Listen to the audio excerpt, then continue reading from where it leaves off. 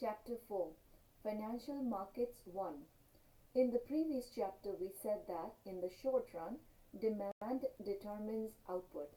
Many factors affect demand, from consumer confidence to the state of the financial system to fiscal and monetary policy. Chapter 3 looked at equilibrium in the goods market alone and how fiscal policy affects output. This chapter looks at equilibrium in the financial markets alone and the determination of the interest rate. It shows how monetary policy determines the interest rate. If you remember one basic message from this chapter, it should be, in the short run, the central bank determines the interest rate.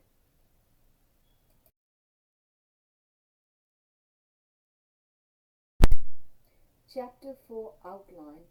Section 4.1 looks at the demand for money. Section 4.2 assumes that the central bank directly controls the supply of money and shows how the interest rate is determined by the condition that the demand for money be equal to the supply of money. Section 4.3 introduces banks as suppliers of money, revisits the determination of the interest rate, and describes the role of the central bank in that context. Section 4.4 looks at the case of the liquidity trap.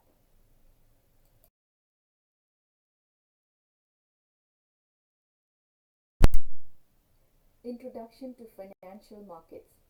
Financial markets are intimidating, but they play an essential role in the economy. Financial markets have many players, from banks to money market funds, mutual funds, investment funds, and hedge funds. Trading involves bonds, stocks, and other financial claims such as swaps and options. You see many different interest rates quoted in the financial pages of newspapers. We simplify reality and think of the economy as having only two financial assets, namely money, which does not pay interest, and bonds, which do. This allows us to understand how the interest rate on bonds is determined and the role of the central bank, Federal Reserve Bank, or the Fed in the United States, in this determination. In the next chapter, Chapter 5, we shall combine the model of the goods market we developed in the previous chapter with the model of financial markets we developed in this chapter and have another look at equilibrium output.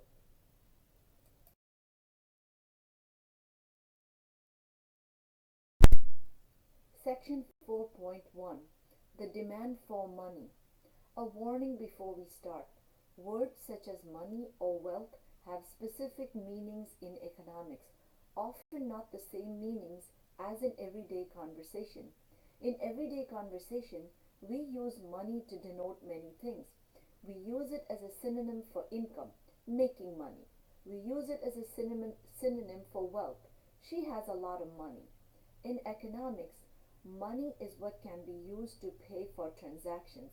Money is currency and checkable deposits at banks. Income is what you earn from working plus what you receive in interest and dividends. Saving is that part of after-tax income that you do not spend. Income and saving are flow variables, expressed in units of time per week, per month, or per year. Savings, plural, is sometimes used as a synonym for wealth, the value of what you have accumulated over time. This term is not used in this book to avoid confusion. Financial wealth or wealth is the value of all your financial assets minus all your financial liabilities. Wealth is a stock variable. It is the value of wealth at a given moment in time. Investment is a term economists reserve for the purchase of new capital goods, from machines to plants to office buildings. The purchase of shares or other financial assets is referred to as a financial investment. Learn to be economically correct. Do not say, Mary is making a lot of money. Say, Mary has a high income. Do not say, Joe has a lot of money. Say, Joe is very wealthy. Now that we understand what we mean by money, let us look at the determinants of the demand for money. Suppose you have only a choice between two assets, money and bonds. Money is used for transactions, but it pays no interest. Two types of money are currency, coins and bills, and checkable deposits. The bank deposits on which you can write checks or use a debit card. For now, just think of money as currency. Bonds pay a positive interest rate, represented by the lowercase letter I, but cannot be used for transactions.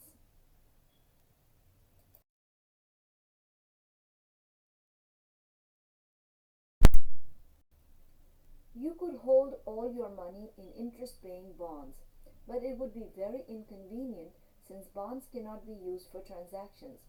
So you should hold both money and bonds.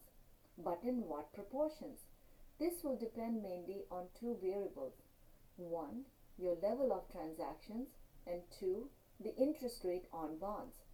Most people hold government bonds indirectly through money market funds or money market mutual funds.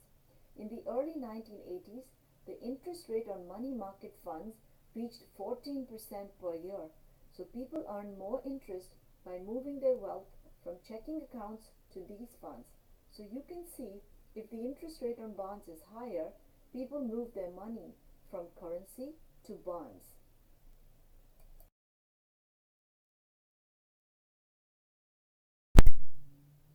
Equation 4.1 below gives us the money demand function. Uppercase letter M with superscript lowercase letter d represents money demand. I would read it as MD. Thus, MD equals $Y times L within bracket lowercase I with a minus sign under I.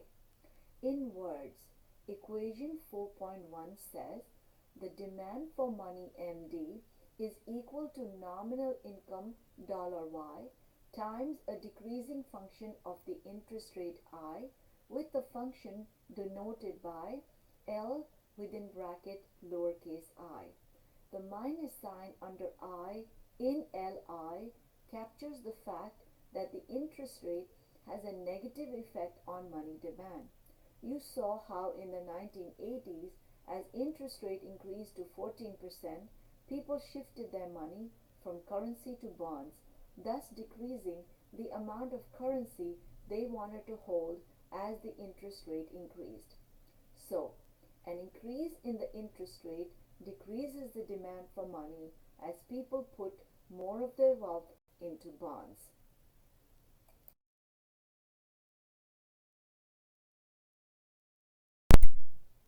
Equation 4.1 means that the demand for money increases in proportion to nominal income and depends negatively on the interest rate. The relation between the demand for money and interest rate for a given level of nominal income $Y is represented by the money demand curve, which you will see on the next slide.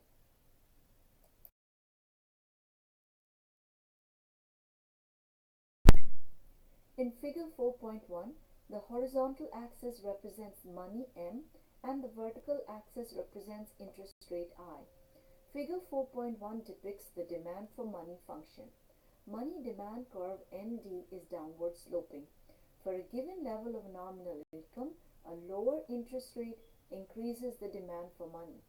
At a given interest rate, an increase in nominal income from $Y to $Y prime shifts the demand for money to the right to MD prime. Money demand increases proportionally. A 50% increase in nominal income increases money demand by 50%.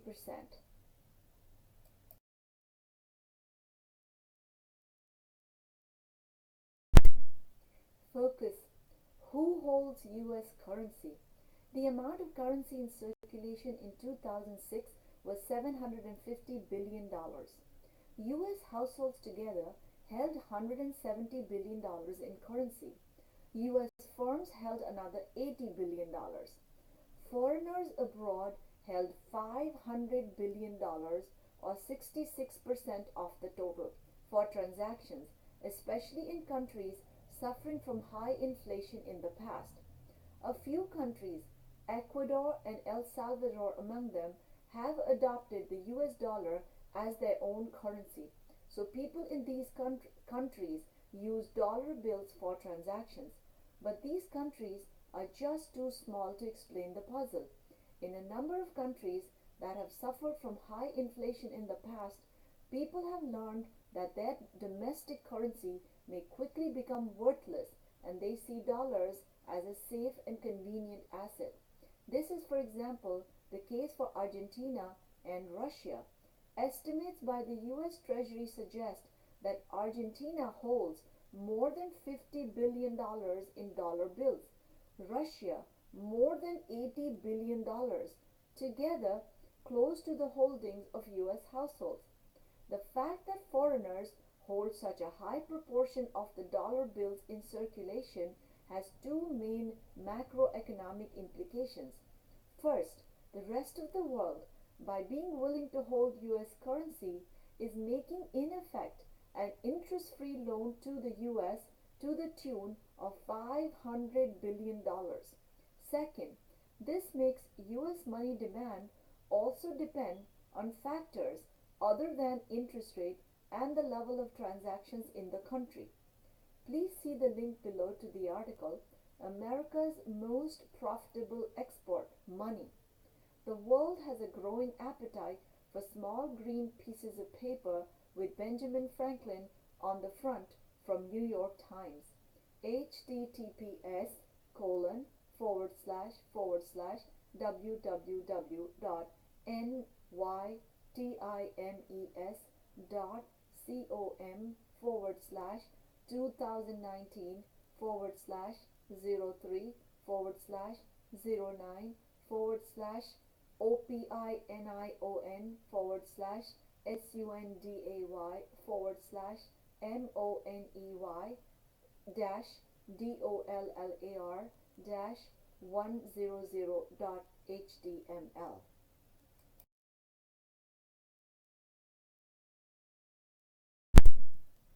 Section 4.2, Money Demand, Money Supply, and the Equilibrium Interest Rate. Having looked at the demand for money, we now look at the supply of money and then at the equilibrium. In the real world, there are two types of money: checkable deposits, which are supplied by banks, and currency, which is supplied by the central bank. In this section, we shall assume that the only money in the economy is currency, central bank money. This is clearly not realistic, but it will make the basic mechanisms most transparent. We shall reintroduce checkable deposits and look at the role banks play in the next section. Determining the interest rate 1. Suppose the central bank decides to supply an amount of money equal to M, and M superscript S represents money supply, which I will simply read as MS for convenience. Thus, MS equals M. Equilibrium in the financial markets requires that MS equal MD equal M, money supply equal money demand. M equals $Y times LI, equation 4.2. Equation 4.2 states that the equilibrium condition in the financial markets is that money supply M equals money demand given by the equation $Y times a decreasing function of the interest rate.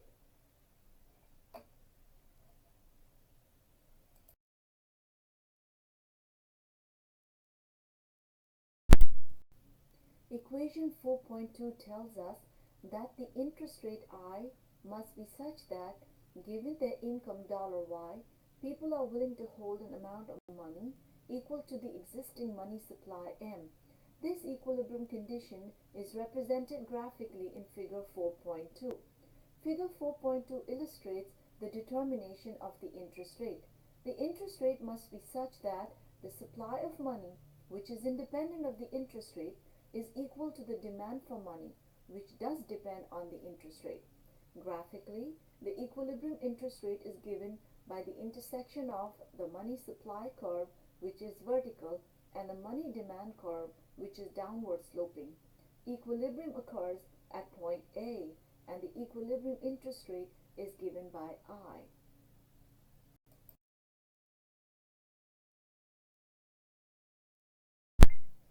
Figure 4.3 shows the effects of an increase in the money supply on the interest rate. The initial equilibrium is at point A with interest rate I. An increase in the money supply from MS equal M to MS prime equals M prime leads to a shift of the money supply curve to the right from MS to MS prime. The equilibrium moves from A down to A prime. The interest rate decreases from I to I prime. In words, an increase in the supply of money by the central bank leads to a decrease in the interest rate. The decrease in the interest rate increases the demand for money, so it equals the now larger money supply. Adjustment mechanism is that as money supply increases, money demand remains less than the money supplied at the old equilibrium interest rate. This causes people to buy bonds with the money they do not wish to hold. Bond prices increase and interest rate falls. This is how monetary policy is conducted. By changing the money supply, the equilibrium interest rate can be changed to affect the aggregate demand in the economy.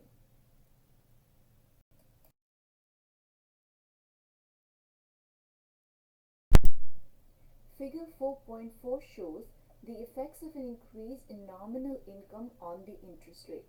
The figure replicates figure 4.2 and the initial equilibrium is at point A.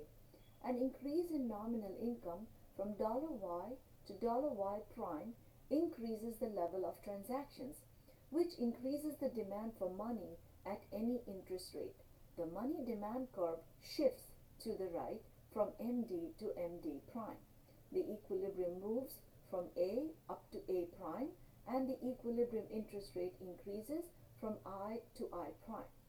For a given money supply, an increase in nominal income leads to an increase in the interest rate.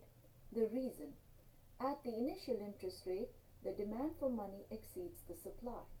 People sell bonds to increase the holdings of currency. This causes bond prices to fall and interest rate to increase. You will see later that bond prices and interest rates move in opposite directions. The increase in the interest rate decreases the amount of money people want to hold and re-establishes equilibrium.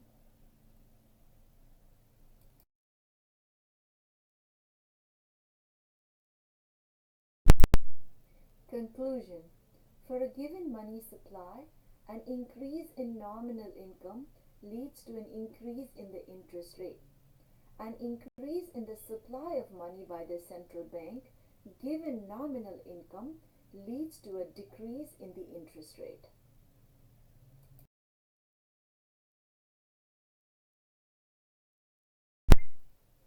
Monetary policy and open market operations. Let's look more closely at how the central bank actually changes the money supply and what happens when it does so. Central banks typically change the supply of money by buying or selling bonds in the bond market. This is known as open market operations. Expansionary open market operation is when the central bank expands the supply of money by buying bonds. Contractionary open market operation is when the central bank contracts the supply of money by selling bonds.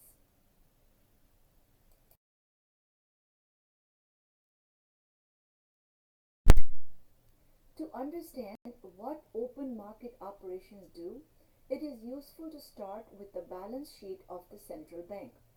Figure 4.5 shows a much simplified version of an actual balance sheet of the central bank and the effects of an expansionary market operation. The assets of the central bank are the bonds it holds. The liabilities are the stock of money in the economy. Assuming it is only currency for now, we will include demand deposits later on. An open market operation in which the central bank buys bonds and issues money increases both assets and liabilities by the same amount. If the central bank buys, say, $1 million worth of bonds, the amount of bond it holds is higher by $1 million, and so is the amount of money in the economy. Such an operation is called an expansionary open market operation because the central bank expands the supply of money. If the central bank sells $1 million worth of bonds, both the amount of bonds held by the central bank and the amount of money in the economy are lower by $1 million. Such an operation is called a contractionary open market operation because the central bank contracts the supply of money. When the central bank uses an expansionary open market operation, the central bank buys bonds in the bond market and pays for them by creating money. As the central bank buys bonds, the demand for bonds goes up, increasing their price. Conversely, the interest rate on bonds goes down. We see how this happens on the next slide.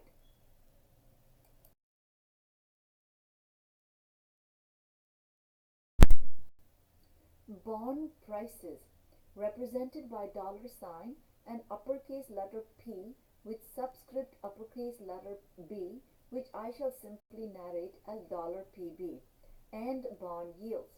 We have focused so far on the interest rate on bonds. In fact, what is determined in the bond markets are not interest rates but bond prices. The two are, however, inversely related.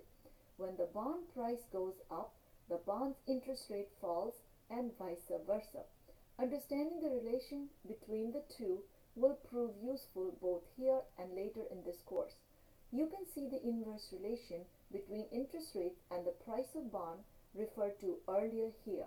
Suppose the bonds are 1-year bonds, bonds that promise a payment of a given number of dollars, say $100 a year from now. In the US, bonds issued by government promising payment in a year or less are called Treasury bills or T-bills. If you buy the bond today and hold it for a year, the rate of return on holding the bond for a year is $100 minus $PB and the difference divided by $PB. Therefore, the interest rate on the bond is given by I equals $100 minus $PB and the difference divided by $PB. In words, interest rate I is equal to the amount a bond will pay in 1 year, say $100, minus the price of the bond and the result divided by the price of bond. Thus, the higher the price of the bond, the lower the interest rate. Example, put price of bond equal to $90 and solve for I. Now put price of bond equal to $95 and solve for I. You will see that higher price of bond will give us a lower value for I. If we're given the interest rate, we can figure out the price of the bond using the same formula. Reorganizing the formula above, the price today of a 1-year bond paying $100 a year from today is given by $PB equals $100 divided by 1 plus I. The price of the bond today is equal to the final payment divided by 1 plus the interest rate. If the interest rate is positive, the price of the bond is less than the final payment. The higher the interest rate, the lower the price today. You may read or hear that bond markets went up today. This means that the price of bonds went up and therefore that interest rates went down.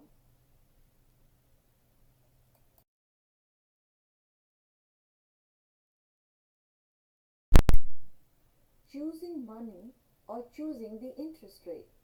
This way of describing how monetary policy affects interest rate is pretty intuitive.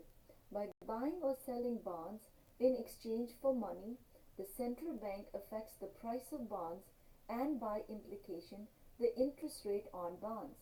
In this case, the central bank chooses the money supply and lets the interest rate be determined at the point where money supply equals money demand.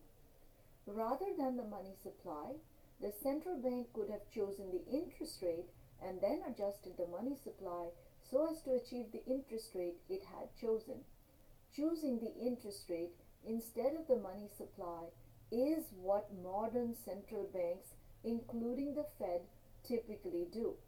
This is why, when you listen to the news, you do not hear the Fed decided to decrease the money supply today. Instead, you hear the Fed decided to increase the interest rate today. The way the Fed did it was by decreasing the money supply appropriately.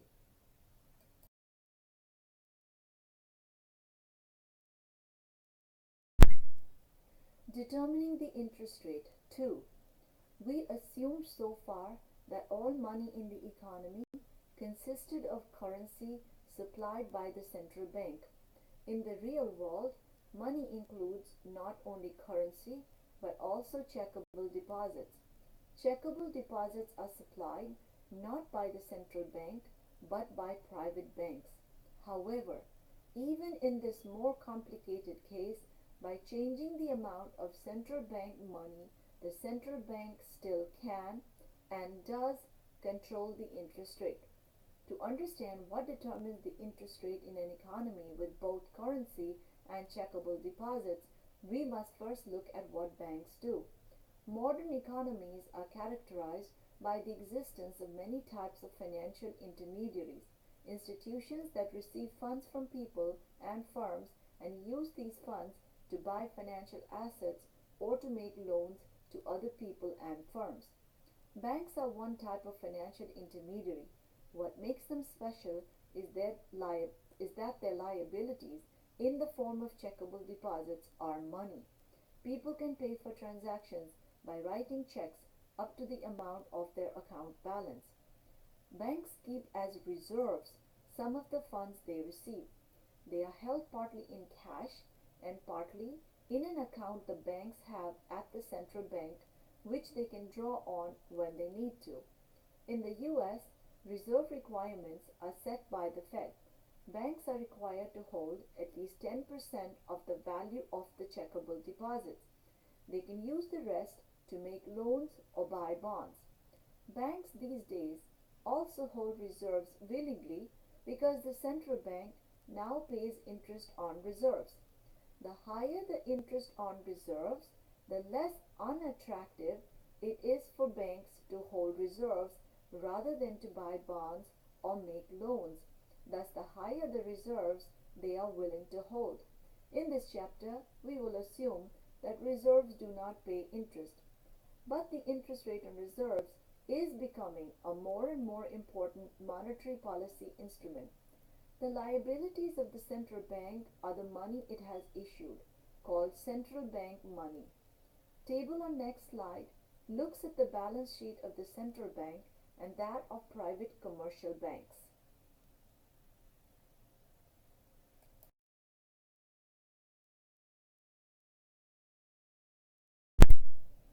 Figure 4.6 shows the balance sheet of the central bank and commercial banks, financial intermediaries. The main asset of the central bank is the same as before, bonds. The liabilities now consist of central bank money, which is made up of currency in circulation in the hands of the public and reserves, currency in the vaults of the commercial and central banks. The main assets of the commercial banks are reserves, loans, and bonds.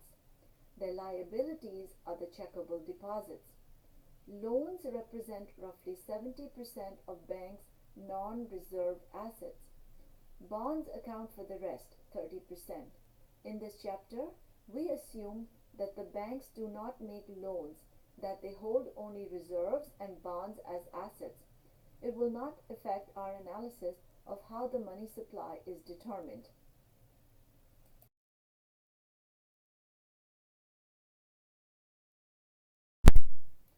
the demand for and the supply of central bank money. Interest rate in this more realistic economy will be determined by the demand for and the supply of central bank money. The demand for central bank money is now equal to the demand for currency by people and the demand for reserves by banks. The supply of central bank money is under the direct control of the central bank. The equilibrium interest rate is such that the demand and the supply of central bank money are equal.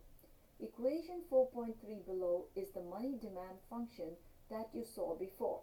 MD equals $y times LI with minus sign under I. Assume people hold no currency, so the demand for money by people is the demand for checkable deposits. Equation 4.4 below tells us that the demand for reserves by banks depends on the amount of checkable deposits, since banks are required by law to hold a certain fraction denoted by Greek letter theta of their checkable deposits in the form of reserves. Using uppercase letter H, superscript lowercase letter d to represent demand for high power money, which I will narrate as HD, we get HD equals theta times MD equals theta times $y times Li as equation 4.4, where theta is the reserve ratio and HD is the demand for high power money or the monetary base or the central bank money.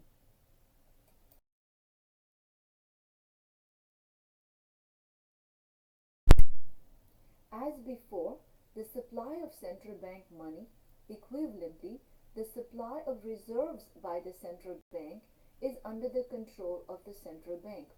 And as before, the central bank can change the amount of central bank money H through open market operations. The equilibrium condition is given by equation 4.5, or rewriting equation 4.4, we get equation 4.6. Let H denote the supply of central bank money, then equation 4.5, H equals HD, gives us the equilibrium condition in financial markets in terms of demand and supply of central bank money. Equation 4.6, H equals theta times $y times Li, substitutes the demand for central bank money calculated in equation 4.4 to show how equilibrium interest rate is determined in the financial markets by equating the demand and supply of central bank money or the monetary base. Once again, this allows you to see how monetary policy is used to influence the interest rate and hence aggregate demand in the economy. H is determined by the central bank. An increase in H leads to a decrease in the interest rate, and a decrease in H leads to an increase in the interest rate.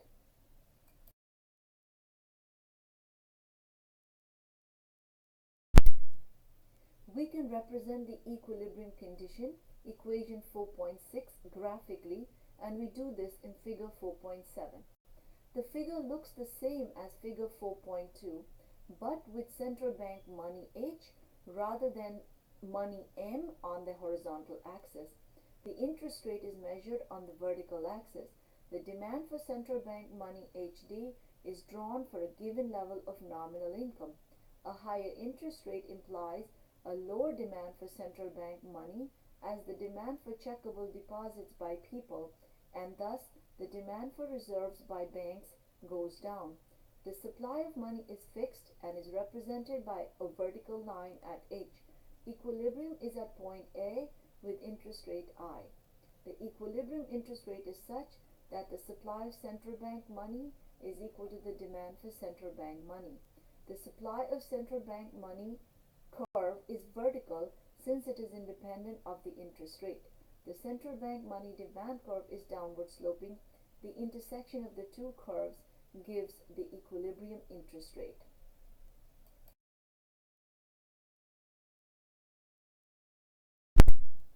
The federal funds market and the federal funds rate. You may wonder whether there is an actual market in which the demand and supply of reserves determine the interest rate. And indeed, in the United States, there is an actual market for bank reserves where the interest rate adjusts to balance the supply and demand for reserves. This market is called the federal funds market. The interest rate that the central bank influences directly is the federal funds rate. All the short-term interest rates in the economy depend on the federal funds rate. The federal funds market is an actual market for bank reserves. The federal funds rate is the interest rate determined in the federal funds market. The federal funds rate is the main indicator of U.S. monetary policy because the Fed can choose the federal funds rate it wants by changing H.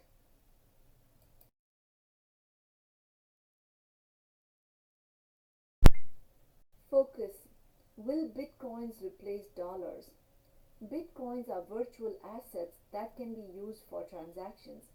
As of December 2018, the total value of Bitcoin in circulation was $67 billion. Some Bitcoin supporters argue that one day Bitcoins will replace dollars and euros and yen as the currency used in most transactions. If this were to happen, the supply of currency would no longer be determined by the Fed or other central banks, but by the mechanical rule that determines the creation of new bitcoins over time. Monetary policy as we know it would disappear. Bitcoins are not likely to replace dollars for three reasons. 1. Most transactions are coded in dollars, so price risk exists. 2. Verifying Bitcoin transactions takes too much electricity. 3. Governments do not want Bitcoin to be the accepted currency since they want to control monetary policy.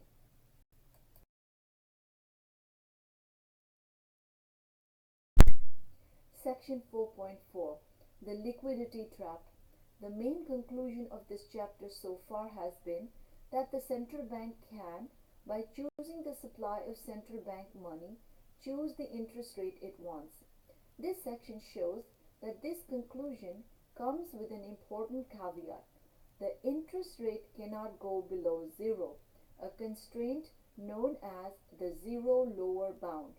When the interest rate is down to zero, monetary policy cannot decrease it further. Monetary policy no longer works and the economy is said to be in a liquidity trap. 15 years ago, the zero lower bound was seen as a mostly irrelevant issue. Most economists believed that there would never be a need for negative interest rates, so the constraint did not matter. The great financial crisis, however, changed these perceptions. Many central banks decreased interest rates down to zero and would have liked to go down even further. But the zero lower bound stood in the way and turned out to be a serious constraint on policy.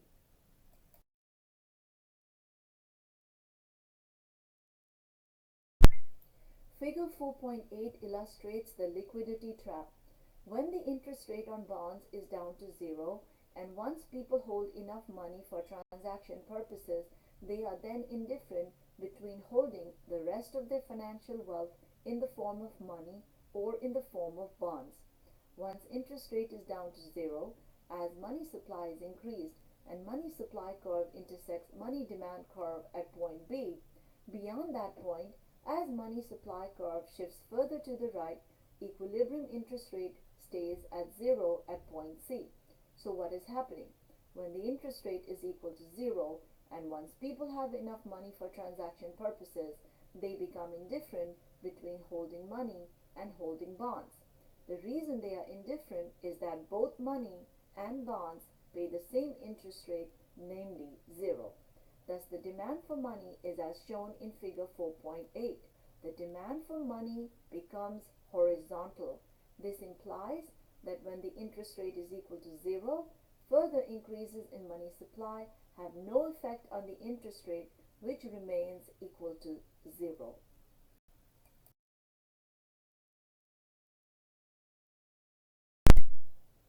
Focus. The liquidity trap in action.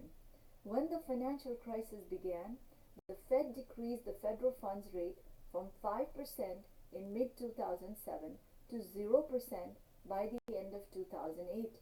When it hit the zero lower bound, it stayed there for 7 years before starting to slowly increase again. As you can see in figure 1, the very large increase in the supply of central bank money was willingly absorbed by households and by banks with no change in the interest rate, which remained equal to zero. Figure 1 shows that when interest rate hit zero at the end of 2007, all the increase in central bank money shown by the red curve were matched by increase in demand for money, checkable deposits, leaving interest rates at zero from 2007 to 2014, supporting the liquidity trap explanation that once the interest rate hits zero, all extra money supplied by the central bank fails to lower the interest rate any further.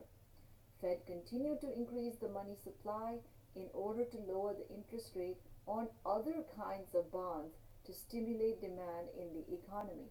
In 2015, interest rates started to go up, yet banks continued to hold high level of reserves.